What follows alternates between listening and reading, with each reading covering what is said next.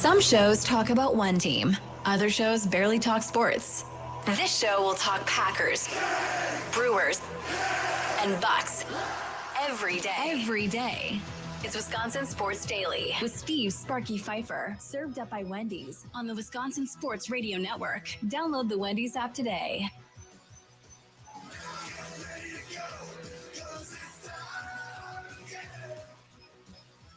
Welcome in. It is a Friday. Happy weekend to you. We are almost there. Some of you probably worked a half a day today and are already done for the day. Some of you may have already started a 3-day weekend. Charlie is anxious to be done with this show, I'm assuming, because he is getting ready to travel to the Appleton, Green Bay area and be at the Packer game on Monday night. So when do you journey towards Appleton? Sunday morning is when we're heading out. So I still got Wisconsin Sports Weekend tomorrow. Oh, morning. good. 9 to 11. There. We got Payne Blazevich to talk about Wisconsin Badgers at 10 a.m. on that. So okay. You can hop on, hear that. Should be awesome. But yes, tomorrow we're just going to be relaxing. We're supposed to go down to Chicago, but some plans changed. So now we're just going to relax. And then Sunday we're heading up to Appleton. Yeah. Nice. Should be a good weekend. Yeah, it'll be fun. I'm happy for you. You guys can have a good time. You deserve a little bit of a break. It's going to be weird, like, rooting for the Packers like that, like in a game, like in a stadium. It's gonna be strange. I don't give a damn how much money somebody gave me or who bought me tickets or whatever. I am not rooting for the damn Cubs. I'm not rooting for the damn Bears. So, I'm like, not if the rooting Bears for were playing Bulls. with the Ravens or something, you wouldn't care. You wouldn't root for the Bears. I root for the Ravens. No, that bad. No chance. I do have an Eagles jersey. I could wear my Eagles jersey, but I'm gonna be nice because I'm from Wisconsin. There is zero chance I'm ever rooting for a Chicago team at a Chicago event. Like, no chance. Fair enough. Now, I won't. Now, to be fair, though, if it's two teams, if it's like the Bulls and the Kings, like we went to that game, I cheer for the Kings, but I'm like, not I'm screaming, come on, get up. Like, I'm not doing that. But I'm clapping when they get a basket or whatever. You know what I mean? So, what if you bring your son to that like Cubs game? Because he's a big Cubs fan. So, like, would you cheer for the? You want to cheer for the Cubs? We've been to multiple games at Wrigley Field. And you wouldn't cheer for the Cubs for your son? No. The one time, both times, one or both times they played the Padres, I think. No. Oh, that's crazy. No chance, dude. Zero chance I'm rooting for those clowns. None. Not happening. Okay, so coming up on today's show, lots to get to. Lots of guests. Curtis Granderson, former Brewer and MLB All-Star, and, of course, watched him on the postseason telecast on TNT as well. He'll join us coming up here in about 15 minutes.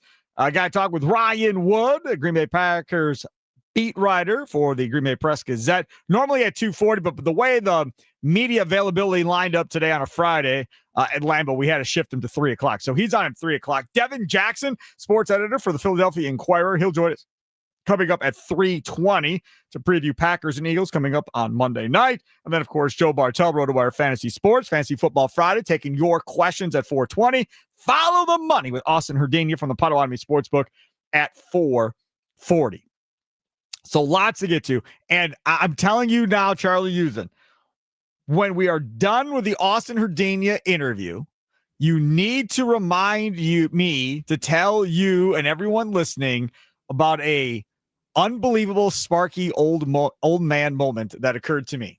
That has occurred. Yeah. I mean, that's like every single day there's a new old man moment of some kind. Yeah, but it came at the expense of my kid. So all right, fair enough. In school, because I screwed something I'm excited. You're gonna I'm laugh. always excited to hear old man Sparky moments. Never in my life did I think I could have done something so stupid. But I did and had no clue I did it. So we'll get to that too before the end of the show. I want to start off talking about the Badgers, Chris McIntosh sound. I'm sure the other shows probably have played some of this as well from Badger Connect. Interview that was well done by Jesse Temple. Credit to Jesse Temple for doing a great one-on-one with Chris McIntosh, the athletic director. And McIntosh, I'm going to just put this out here first. The question is, as we play the sound, are you trusting Chris McIntosh's vision for the future of this Badger program? Nicolay Law talking text line 414-677-1250, 414-677-1250 on the socials at WI Sports Radio. Here's McIntosh talking about why Fickle's and keeping Fickle is the right decision. Chris, we learned today that you've made a commitment to bringing Luke Fickle back as football coach beyond this season. Why do you believe this is the right decision? Yeah, it's my job, it's my role to position our program to be successful into the future. Coach Fickle has had my confidence throughout the season. We've had many conversations about how this season and some of the challenges that we've faced have gone. But as I look forward to 26 and beyond, I think it's just important to note that, my confidence in him hasn't waned at all. Coach Fickell is the same coach that he was when I hired him. I have the same belief in what he brings to Wisconsin, his ability to win. He's a proven winner, his ability to develop talent, his understanding of the Big Ten. I mean, he's essentially born and raised in the Big Ten. His appreciation for physical football, which aligns with Wisconsin. But I think as importantly, his plan and his vision for the future, and maybe most importantly, the fire that he has to be able to execute on it. And so for all those reasons, I thought it was important to share today that this is the direction that our program is going, and that we're confident and optimistic about our future. Now, I will say this. If it would have been me versus Jesse Temple, I probably would have been more aggressive, if we're being honest. Like, the next question, if it was me, would have been, with all due respect, who has Luke Fickell developed from, say, freshman year to junior year to this point? Like, what junior is so much better now than he was as a freshman? Can you give me a list of players who that pertains to? Can you give me 5 players that pertains to at this point? This coaching staff, who have they developed? Who is significantly better? Are we seeing guys that are going early in drafts under this group? Have you seen guys where you're like, that's an NFL player, and they weren't freshman year, but they are now? The Badger basketball program, I'm going to go back a ways, right? You go back to Bo Ryan. When Frank Kaminsky showed up, by the way, he's an analyst in G League basketball now for the Suns. Congratulations to Frank. But when Frank Kaminsky showed up out of Illinois, the state of Illinois, we thought that dude was going to be an NBA player his freshman year. No chance. They coached him up. They worked with him. He worked his tail end off to get better, and he became an NBA player. A first-round pick. On top of that, they developed that dude. You saw guys get developed with the Badgers. Say whatever you want about J.J. Watt. He didn't start at Wisconsin. He had to start somewhere else and then come over to Wisconsin and then became the monster that he was. But again, development. That's all I'm saying. You don't have 5 million 5-stars where you're like, oh, these guys are great. What do you want them to do, Sparky? They're already great. That's not the case. And then the dudes you're bringing from the portal. How about those guys? Those guys getting better? That's my thing. You could sit here and tell me he's a great coach and everything else. But when you start talking about he develops guys, no. I don't believe you. Somebody's got to show me a list, because I've been saying this for a while, and not one Badger person that covers that team has said, Sparky, you're kind of wrong on this. Actually, A, B, C, D, E, and F have said that, they've all gotten better under this coaching staff. Right. It feels strange to, I guess, pick on Luke Fickell for that, in my opinion, because I think there's a lot of coaches across this country right now that are struggling to keep guys around to help develop that talent. I think a lot of young players nowadays either think they're better than they actually are and think they deserve opportunities other places. Kurt Signetti at Indiana is developing guys and making guys better. He came into a crap situation and flipped it quickly. That's not by, we got lucky and a bunch of 5-stars fell out of the sky to Indiana. But it's also he got them better and coached them up. It's also through a big transfer portal process and him getting people to buy in. And he's a one-of-a-kind coach right now. That's why Indiana paid him as much money as they did. He's not a one in or the same out of all these other guys. He's a special case right now. Wasn't Fickell supposed to be special? Yeah, but he's not. Why you paid him the money? He's not right now. But this is it, Charlie. You are in front of everybody as AD saying he's still special. He's still the guy that I thought he was. Well, dog, he ain't that guy. You say he's not that guy. I say he's not that guy. But when you're Chris McIntosh and you're continuing to stand on he's that guy, yeah, I'm going to call BS on it, because that's exactly what is going on here. I'm just saying, I'm not saying that he's lived up to expectations or that he deserves to keep his job or anything. I'm just saying that to harp on him about keeping guys around is a little mute. Developing guys. Because part of that is keeping guys around, though. And almost every team that isn't immediately successful is struggling to keep guys around.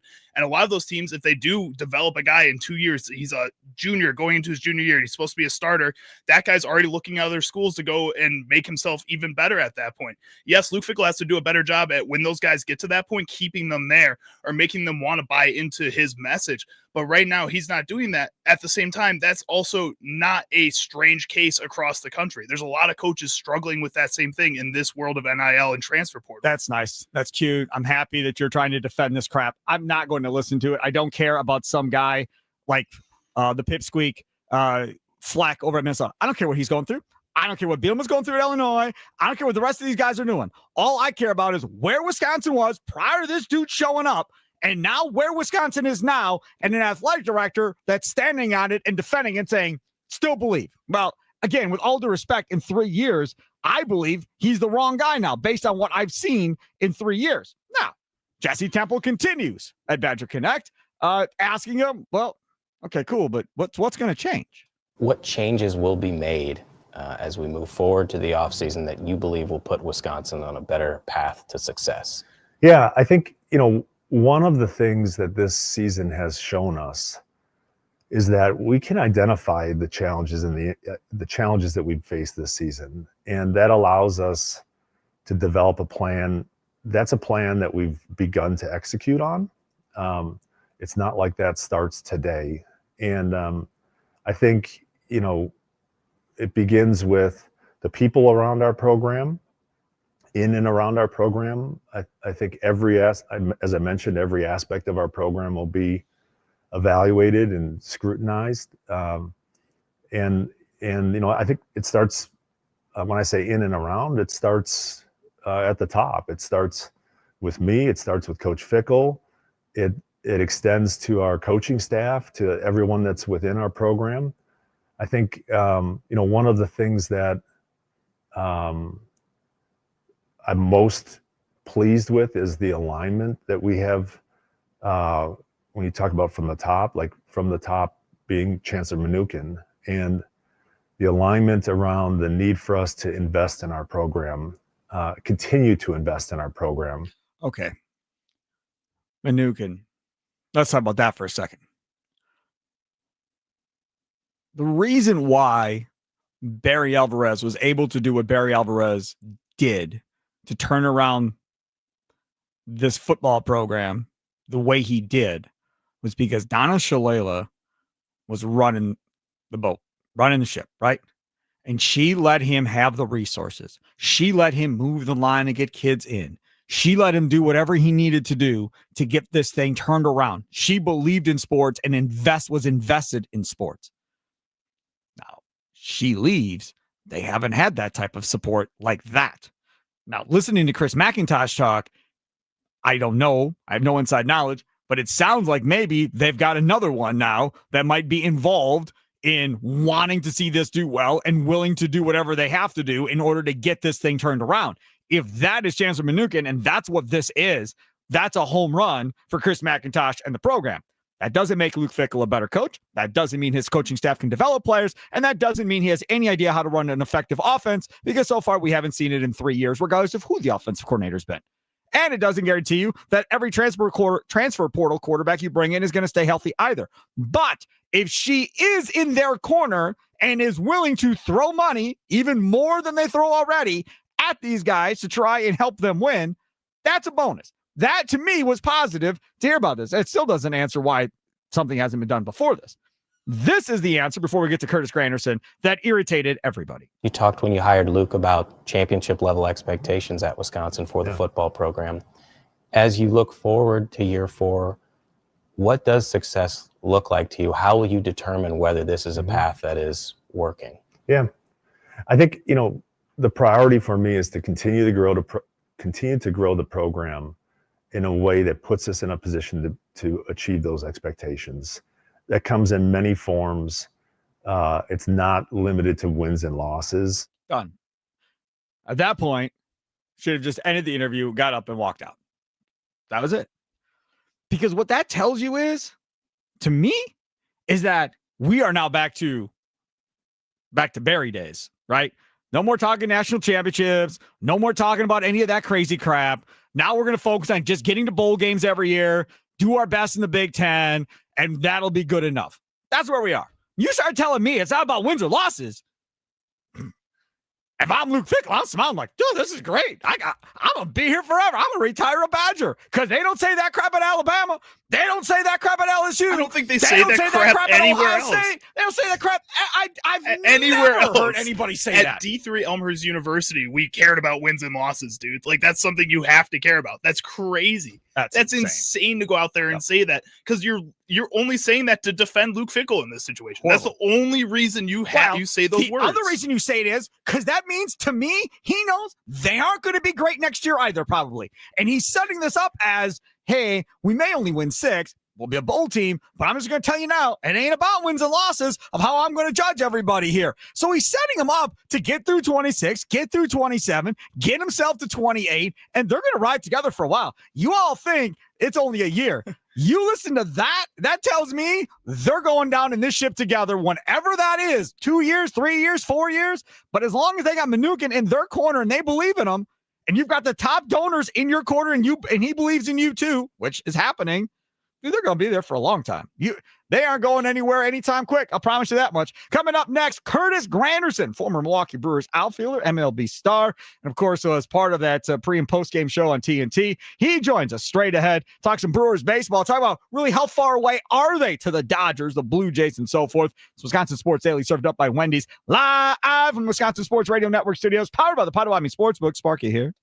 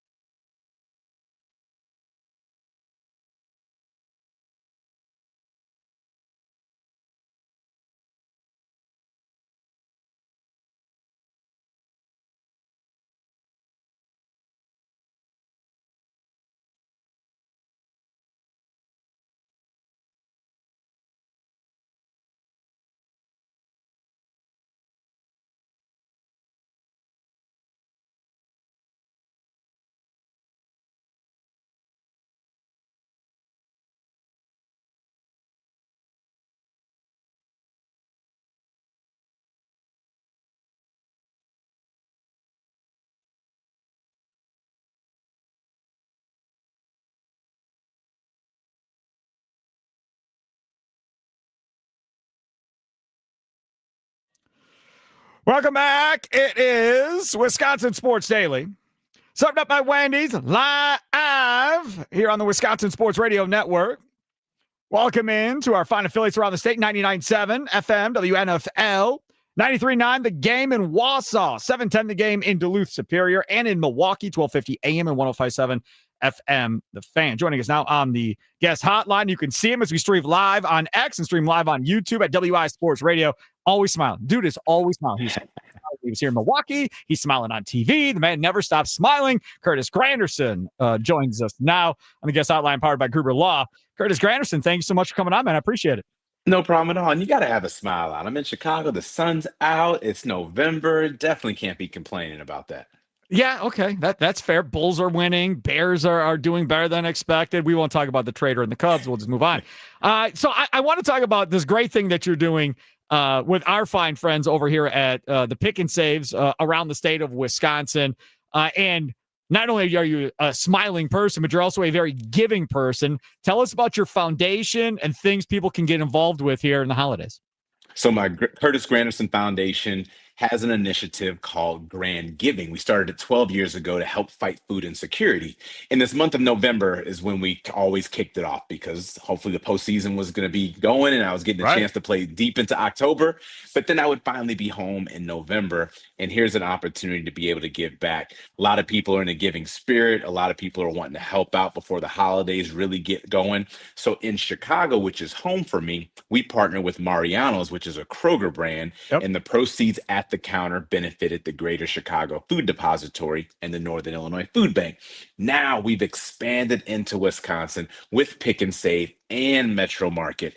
Similar concept. At the register, you can donate $1, $5, or $10. But now the proceeds up in the Wisconsin area are going to go to the Feeding America, Eastern Wisconsin, and Second Harvest Food Bank of Southern Wisconsin.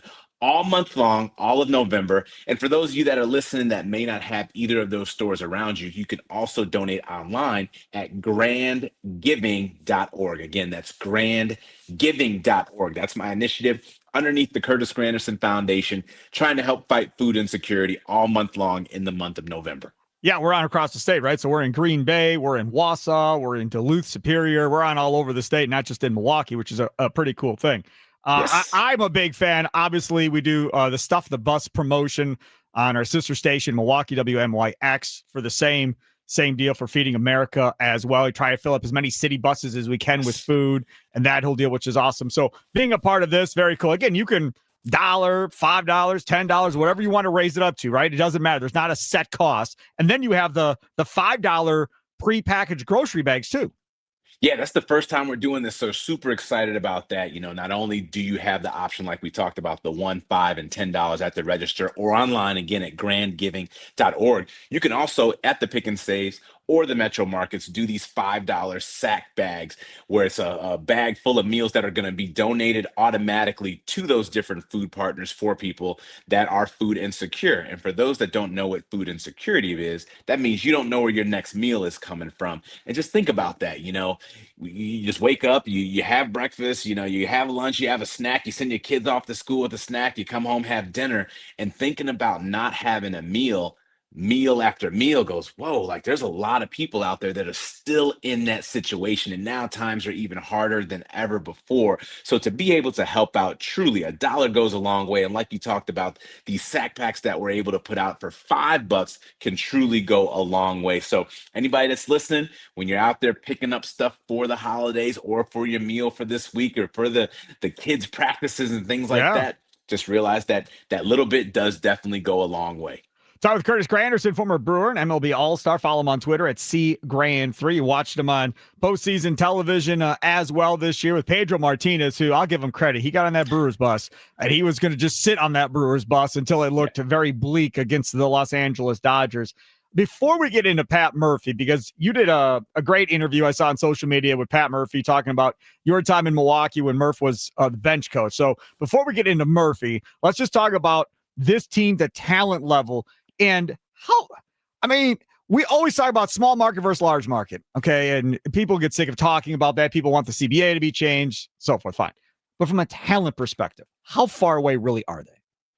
It's hard to say. When you look at baseball, there's certain things when you look at a roster and go, okay, these names on this team should win this many games and should be unbeatable. But as we've seen just historically, you have to have a lot of things go right. One, you got to have everybody be healthy.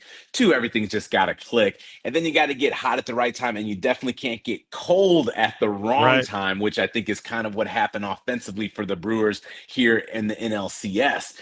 But not to take anything away from the Dodgers, because both teams actually offensively didn't do exceptionally well in the NLCS, both the Dodgers and the Brewers. So I think it's a combination of all those things. And now as we get ready for the offseason here, you start to see which free agents are available and go, okay, if we can get this one or that one, does that change the dynamic of this Brewers team? And I don't think there's a piece per se that you're missing.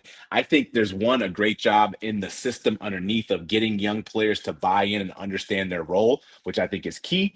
But if there is any area to look at offensively in that ballpark, hitting in Milwaukee is one of the best hitting ballparks that you can have. So if you can get another bat that can just fit in. Now, this doesn't have to be a 50 homer bat. It just has to be another bat or a couple bats. And that could come from within through the farm system as well.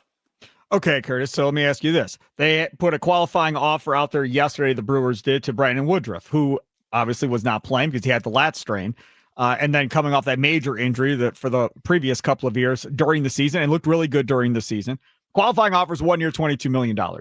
When they made the qualifying offer, I was like, okay, well, they just want to get a draft pick. He's probably not going to sign it. But then since that's went out, now there's been conversation of, well, is anybody going to really offer him more than $22 million kind of going forward? And may he kind of look at it and go, well, I got to take this, and then I'll try to do a full year on a prove-it deal. But are the Brewers better off spending $22 million on Brandon Woodruff, or would that money have been better spent going maybe for a bat like you were talking about because of all the young pitching that they've shown that they have? Well, I definitely think a healthy Brandon Woodruff would have been an amazing piece to have had this postseason for the Brewers, not only for just veteran leadership, longevity. He's someone I got a chance to play with back in 2018 when we faced the Dodgers back then. So this is someone who's been there. This is someone that can definitely show the rest of that pitching staff, along with Freddie Peralta, how to be, how to go. He's loved over there, and he enjoys being there with that organization, at least the communication I've had with him on that standpoint. Now, from the way he looks at it, $22 million ain't nothing to laugh at. And the fact that you got to go out there and possibly show everyone that you can still do it, I think he could definitely go ahead and sign this deal and see what that may look like for him. You saw Cody Bellinger sign a 1-year deal and prove what he can do out there and let you know, okay, everyone thinks that I can't do it. Let me bet on myself and show you exactly what I can do. And like you mentioned, a team that has good pitchers around him. He is an ace caliber, but he's not going to be needed to be like the ace per se, and he can pitch and not have to overstrain or overcommit, and hopefully go out there and show you what anybody of the other 29 clubs could be missing out on if they don't make a play for him now. But again, just a reminder for everybody listening, when that qualifying offer is made on you, you have 5 days to kind of get a little bit of interest. No official offers can be made to you by other clubs, but you can make a decision based off of what you think and what you're kind of seeing happen with other teams and how they're moving things around. So I think him and his representation is probably doing that. And then we'll measure it out and go, 22 million. If we stay, that's not a bad deal. If we go, I'm sure there's definitely going to be some opportunities. But comfort and familiarity is a big thing as well. But let's talk about the hustle of his representation. They declined a mutual option for $20 million for this year. And guess what Brandon Woodruff got out of it? $10 million. If he signs this deal, he's essentially 1 year at $32 million for little old Milwaukee. Like, that's crazy to me. I think that's just kind of looking ahead to see what the qualifying offer could have been, because you don't know exactly what it's going to be until you start to see which free agents are going to be available. So, a little bit of math there. We talk about analytics in this game, but those agents and representatives also have to do that as well to know what their player might be worth or what options could be made available for them. So give credit where credit's due. Like you said, I mean, we're talking at 22, possibly $30 million in Milwaukee. And it's interesting when you talk big market versus small market. I think you also have to just look at overall spend, and not necessarily from a CBA standpoint, but if you look and say, okay, can we do a little more here? Can we not? that changes things. Are you going to spend $330 million like the Dodgers? No. But can you go to 150 or 175 Exactly. or maybe Yes. 200? That's a possibility. And what that may do for you could be a big changer. Now, the team has had a ton of success for quite some time. So they're going, okay, we're right there. But could just a little bit more be enough? Because the fans are there. They're definitely coming out and they're showing their love and support for the Brew Crew. So it could be something as simple as that without saying we need to be the top 2 or 3 teams that spend. Talking with Curtis Granderson, former Brewer and MLB star, joining us. Follow him on Twitter at CGrand3. I got one more for you. So sure, you had this great interview with Pat Murphy during the playoffs, and you told him about how much you loved him being the bench coach and how he came up to you, talking about playing first base. I think he might have been pulling your leg, but because that's Murphy. But either way, so that and about how great he was as a bench coach. News comes yesterday, and again, I've been doing this a long time. I've never seen this. They sent out a press release, the Brewers, and say Ricky Weeks is no longer going to be, they call him the associate manager, but it was the bench coach. So he's moving on, and he's going to do more scouting work and more of this other stuff. He's not going to do it anymore. But at the bottom of the press release, they say they're not filling the position, and they're just going to divvy out duties to the rest of the staff. And I had Charlie, my producer, I'm like, go find out if anybody else in baseball doesn't have a bench coach. No, that doesn't exist. Other than interim bench coaches getting named manager, and then they don't fill it. But other than that, that's not a thing. I found that weird and peculiar. How much of an impact does that have, or will it have, do you think, on, say, a team and the clubhouse? Well, I think it was interesting, even when Ricky Weeks got the jobs title that he got first. That was one of the first times I had heard of him. What was the exact title again that Ricky had? Associate manager.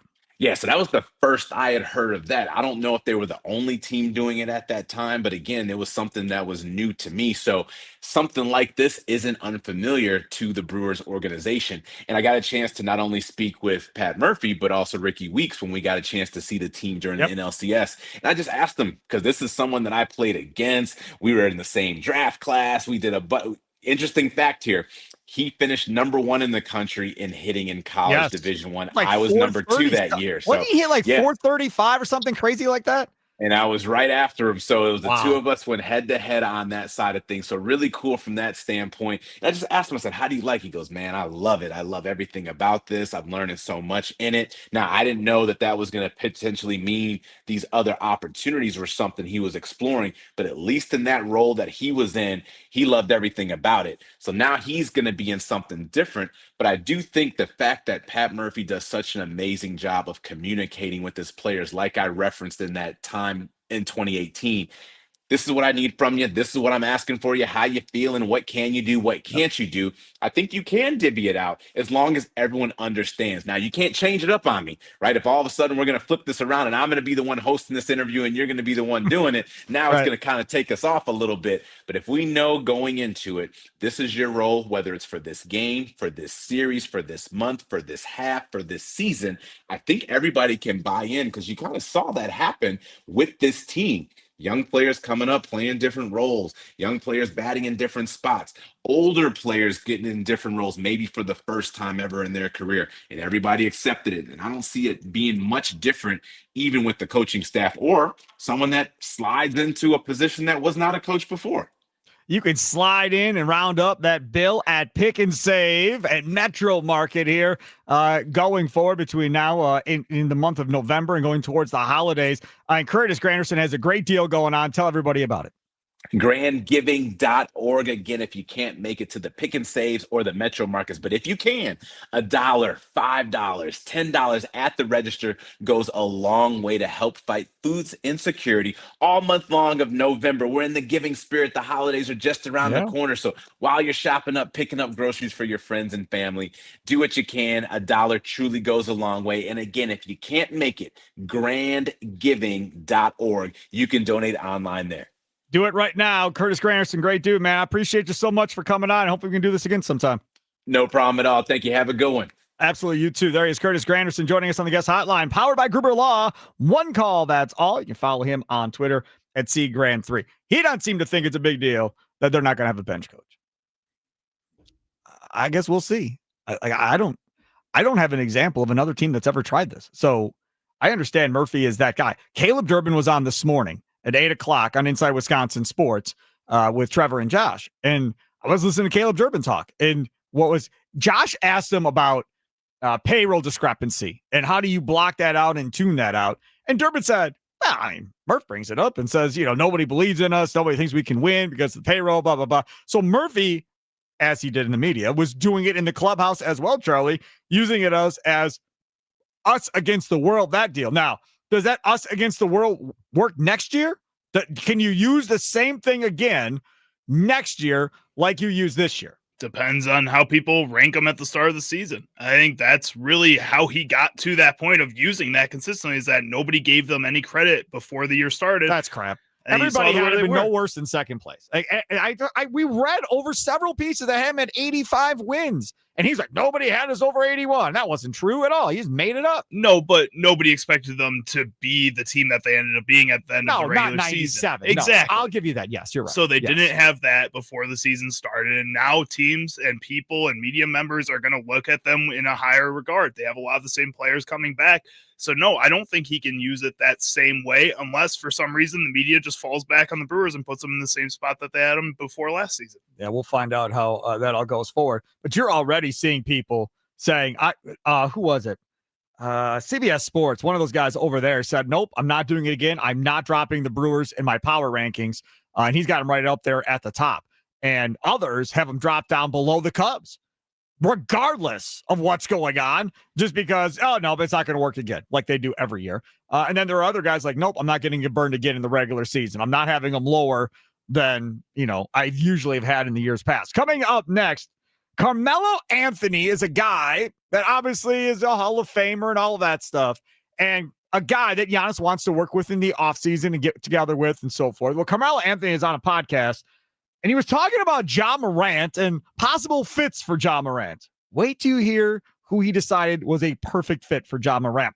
It's Wisconsin Sports Daily, served up by Wendy's, live from Wisconsin Sports Radio Network studios, powered by the Potawatomi Sportsbook. Sparky with you, and it's the Bucks and it's the Bulls coming up tonight in their first Cup game. And when the Bucks win, you win at Wendy's.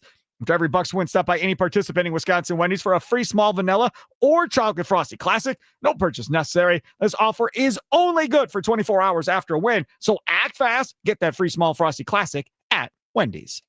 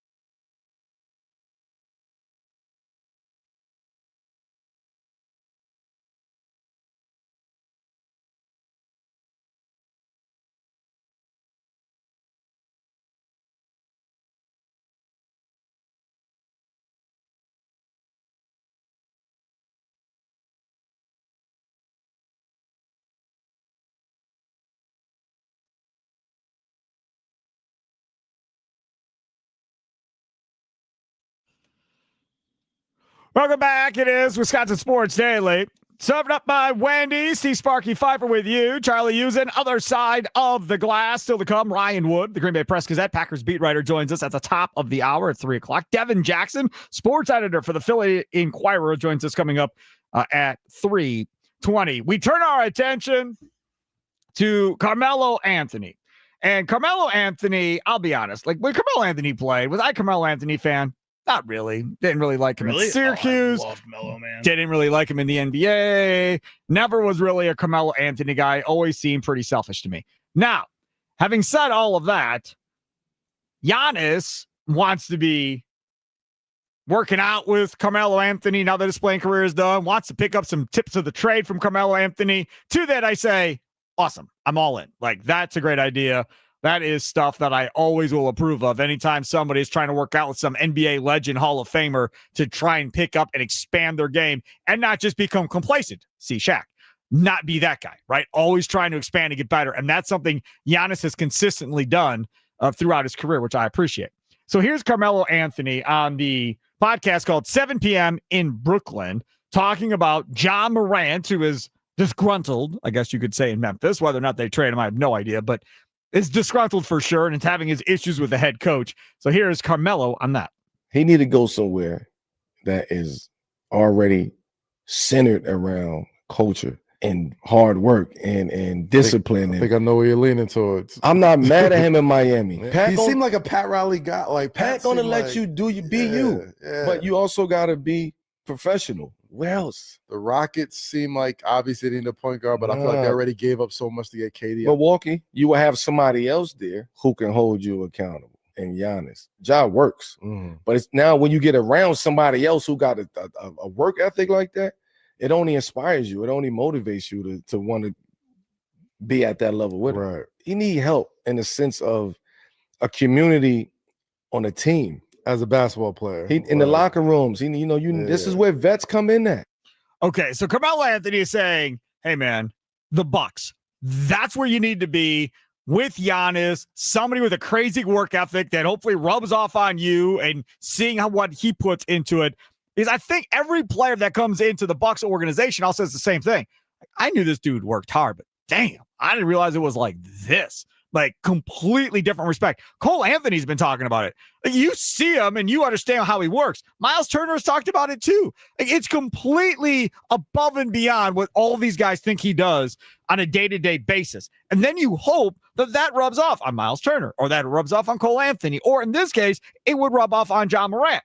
The question is, if the Bucks could make it happen, which I have my doubt, but if they could make it happen, would you want Ja Morant on this Bucks team? Would you want him playing with Giannis and Miles Turner? Nikolai Law talking text line 414-677-1250, 414-677-1250, on the socials at WI Sports Radio. Charlie Usen, what say you? Yes, I think It's a big I think though. And I say that because what we saw last couple seasons with Damian Lillard in Milwaukee, I was really excited to get Damian Lillard. I felt like his style of play kind of puzzled well together with Giannis. Those pieces fit together really nice.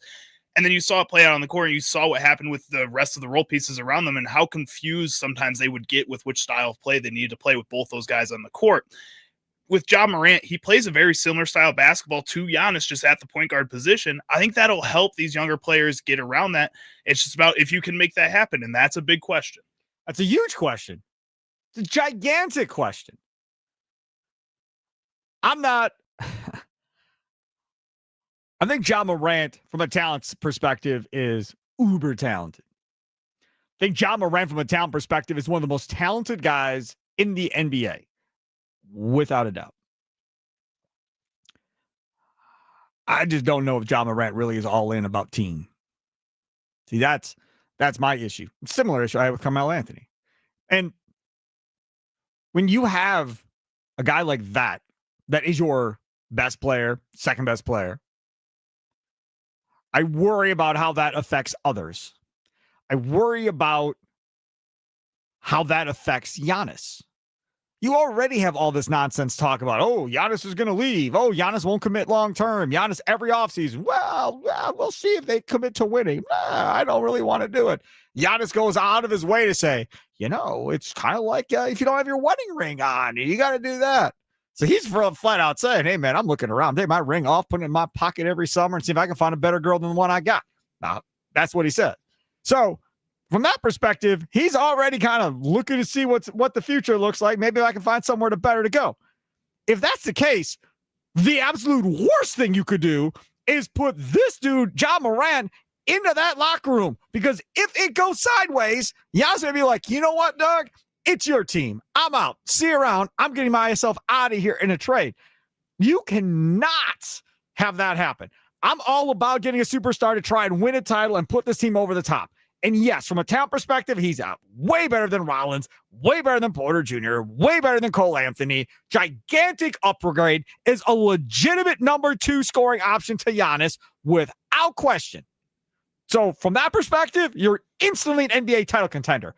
It's the other stuff that concerns me, Charlie. I get that. I think that when you look at a Carmelo Anthony, and I know that later on in his career, he wasn't nearly the same kind of player he was, but when he moves on to Houston and plays with a Chris Paul and a James Harden, he has to be that third option. He did take to that kind of third option role really well and was able to adapt himself to that point. Yes, again, his play was not that great, but I think that was just a result of him being an older player at that point. You saw him kind of diminishing for a few years before that. And then he goes to OKC and plays with Russell Westbrook and Paul George for that one season. It's the same kind of deal where he's able to take that back seat if you give him the right situation to take that back seat. You have to prove to these types of players that they need to kind of step back if they want to be successful in this role. And a John Morant playing with Giannis, it's pretty hard not to convince him that he should take a step back in that situation. Where he is right now in Memphis with what's going on in Memphis, that's frustrating, especially for a player that probably thinks more of himself than I think anybody else thinks of himself.